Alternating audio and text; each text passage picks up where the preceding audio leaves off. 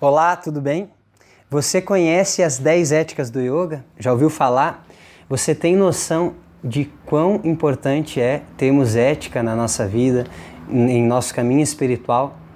Eu me chamo Rodrigo Binder e hoje eu estou aqui para falar um pouco sobre isso.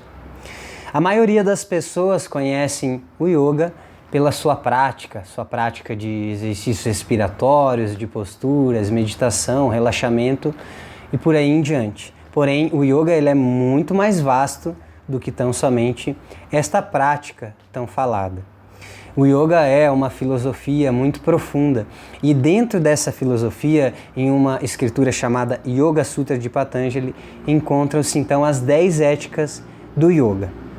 Por que é importante nós termos ética na nossa vida? Você já imaginou o que seria de um cavalo sem rédeas? Como que o dono do cavalo, a pessoa que vai subir em cima e que vai conduzir o cavalo, vai conduzi-lo se não houver uma rédea, né? Se não houver algo com que ele possa agir sobre esse cavalo. Da mesma forma, as éticas vão agir sobre os nossos egos, sobre a nossa personalidade. Imagina uma pessoa que já tem uma tendência a ser vaidosa e se sente muito mal quando não está se sentindo bonita. Quando tem uma espinha na cara, quando nasce um cabelo branco, quando surge uma ruga, né? Ou quando acontece alguma coisa que faz com que ela não se sinta bem consigo mesma. Essa pessoa ela começa a ficar preocupada, ela não consegue se expor em público, não consegue fazer uma apresentação, não consegue gravar um vídeo, né? E às vezes acaba até usando os famosos filtros. Não tenho nada contra filtros, né? Mas hoje em dia a gente vê muita gente usando. E muitas vezes é porque às vezes ela não está se sentindo bem com ela mesma, né? E dependendo do caso, isso pode levar a pessoa para um extremo, fazendo com que ela não consiga se sentir bem quando ela reparar que tem algo ali que ela não gostou, que não está agradável a ela, né? Então, isso vai gerar um certo sofrimento e a pessoa vai ficar presa dentro desse campo da vaidade. Ou então uma pessoa, por exemplo, que tem uma energia sexual muito forte, mas não tem maturidade e consciência para lidar com essa energia. Essa pessoa vai estar sempre buscando sexo. Ela vê uma pessoa bonita na rua, ela já vai sexualizar essa pessoa. Ao invés de ter um olhar além e olhar para outras qualidades, a pessoa vai olhar sempre para a parte sexual. Tudo que acontece uma piada, ela já sexualiza a piada. Alguém fala alguma coisa, já surge sexo na cabeça dessa pessoa. Então, isso é porque ela não tem um princípio ético que permita a ela trabalhar sobre isso, né? A partir do momento que ela começa a desenvolver uma ética para trabalhar sobre a sua energia e o seu desequilíbrio sexual, então ela começa a ter uma rédea para trabalhar sobre esse ego. E assim é com todos os nossos egos. Se nós não tivermos uma rédea para trabalhar sobre esse ego, ele vai para onde quiser, esse cavalo doido vai para onde quiser. Então, no caso da sexualidade, por exemplo, a pessoa não tem uma rédea na sexualidade, ela vai para os extremos do ato sexual. Ela vai buscar cada vez coisas diferentes, cada vez coisas que satisfaçam aquilo que ela não está conseguindo satisfazer. Já ao contrário, uma pessoa que tem o brahmacharya como ética, né, que é a conscientização sobre essa energia, ela vai ter uma qualidade sexual muito melhor, vai ter uma relação mais saudável com o seu parceiro, consigo mesmo e com a própria vida, com sua própria energia vital, por aí em diante. Então, a ética, ela serviu aqui como uma rédea que ajuda essa pessoa a estar lidando com essa tendência. E assim será em todos os outros casos. A gente percebe aqui, então, quão importante é a gente ter ética na nossa vida, porque se nós não tivermos nem um tipo de princípio, de ética, de valor, então o nosso ego vai subir e montar em cima da gente, e é isso mesmo que acontece. E quais são as 10 éticas do yoga? vou falar de forma bem objetiva, depois vou gravar alguns vídeos onde eu vou estar falando mais especificamente sobre cada uma delas. Então as 10 éticas são divididas em duas partes. A primeira é os yamas, que são atitudes de refreamento, de autocontrole, e a segunda parte são os niyamas, que são observâncias, atitudes que devemos cultivar, que devemos nutrir.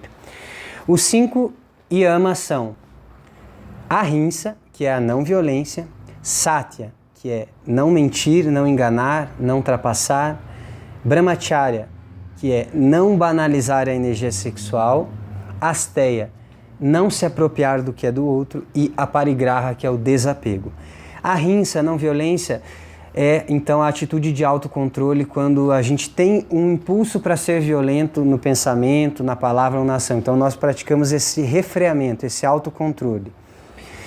Satya, muitas vezes a gente tem um impulso, uma tendência de mentir, de não falar a verdade, às vezes até de trapaçar, de enganar as pessoas. Então, se existe essa tendência, é preciso que haja uma ética, um princípio, que é o princípio da verdade, que faça com que a gente não queira agir assim e que a gente se sinta mal quando isso acontece, né? Porque isso está em desacordo com um princípio que nós carregamos, com uma ética que nós temos, que é a verdade.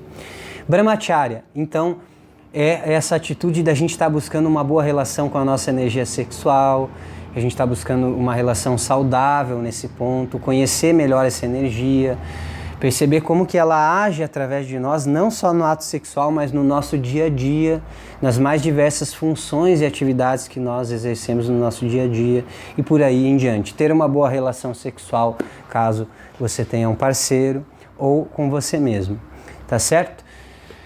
Asteia, que é não se apropriar do que é do outro, é em todos os níveis. Não é só não roubar algo que é material, não pegar algo que é material do outro, mas é também o tempo, a energia vital. Muitas vezes a gente está consumindo o tempo e a energia da pessoa além do limite e não percebe. Então é muito importante esse semancol, essa sensibilidade, para a gente perceber até que ponto a gente pode ir quando a gente está tomando o tempo e a energia do outro, né? E até que ponto o outro também pode vir tomar o nosso tempo e a nossa energia. A parigraha, que é o 5º yama, é o desapego, né? Então é a atitude de não se apegar. Se você sente que você é muito apegado a uma pessoa, a um objeto, a um trabalho ou alguma coisa, e isso não é saudável, então é preciso praticar o desapego, né? O não apegar-se, então esse autocontrole para evitar esses apegos. Então, yamas, autocontrole, refreamento, aquilo que nós vamos ter que, lidar no nosso dia a dia com determinadas tendências que possam surgir. À medida que nós temos isso como princípio, as tendências também vão diminuindo. E os 5 niyamas são Svadhyaya, Ishvara Pranidhana, Santosha, Tapas e Sautya, ok?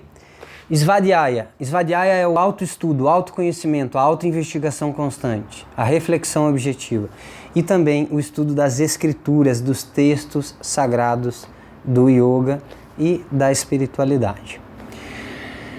Ishvara Pranidhana é a gente entregar tudo o que nós fazemos e todo o mérito das nossas ações a Deus. Está sempre entregando o mérito das nossas ações à inteligência que rege esse universo e que rege a nossa própria existência.